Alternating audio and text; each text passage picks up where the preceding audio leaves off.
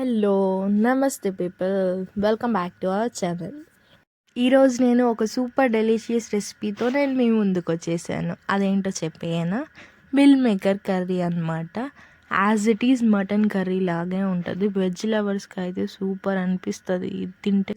ఇప్పుడు రెసిపీ చూసేద్దాం, వచ్చేయండి. నేను ఫస్ట్ వచ్చేసి 2 cups ఆఫ్ మిల్ మేకర్స్ తీసుకున్నాను. దానిలోకి మనం 3 cups ఆఫ్ వాటర్ని బాయిల్ చేసుకోవాలన్నమాట. ఫస్ట్ వచ్చేసి ఆ వాటర్ని హీట్ చేయండి అంటే మరీ ఎక్కువ బాయిల్ చేసేయకండి. ఒక 5 minutes కొంచెం హాట్ అయ్యేలా చేసి ఇంకా తీసుకున్న మిల్ మేకర్స్ అన్ని దాంట్లో వేసేయండి. కొద్దిసేపు నాననిచ్చండి. వాటర్ అబ్జర్వ్ చేసుకొని కొంచెం స్పాంజెస్ లాగా వస్తాయి. వాటర్స్ అబ్జర్వ్ చేసుకొని ఇక ఆ మిల్ మేకర్స్ని తీసి సైడ్ పెట్టేసుకొని వడకట్టేసేసి మనం కర్రీలోకి వచ్చేసి ఇవి టొమాటో ఆనియన్స్ మొత్తం కలిపి పేస్ట్ వేసుకోవాలన్నమాట.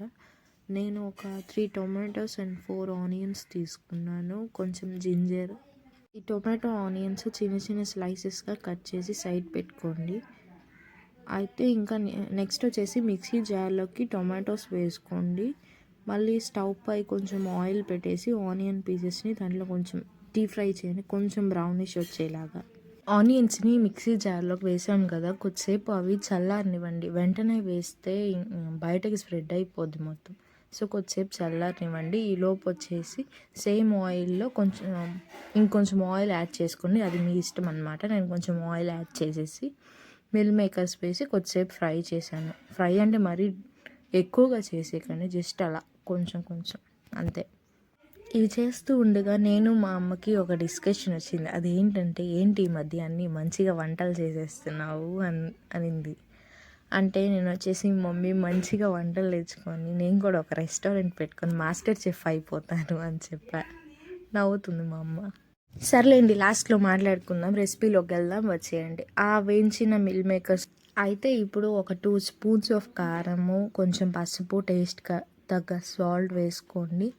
ఒక స్పూన్ ఆఫ్ పెరుగు వేసుకోండి. నేను కారం ఎక్కువ వేసుకున్నా బికాస్ కొంచెం స్పైసీగా ఉండాలనేసి.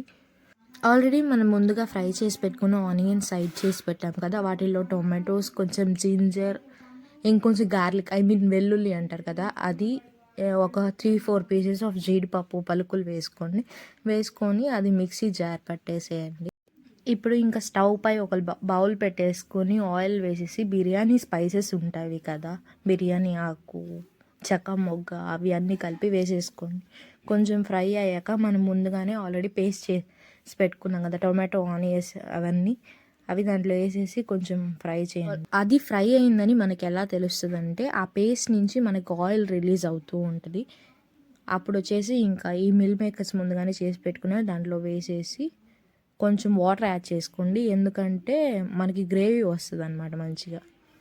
మంచిగా ఉడికిచ్చేసి లాస్ట్లో ఇంకా పుదీనా, కొత్తిమీర వేసేసుకొని ఇంకా మిల్ మేకర్ కర్రీ అయిపోయినట్లే. రైస్లోకి వేసుకొని ట్రై చేశాను నేను, చాలా బాగుంది. చపాతీలోకి వాటిలోకి ట్రై చేయలేదు, వన్స్ ట్రై చేయండి.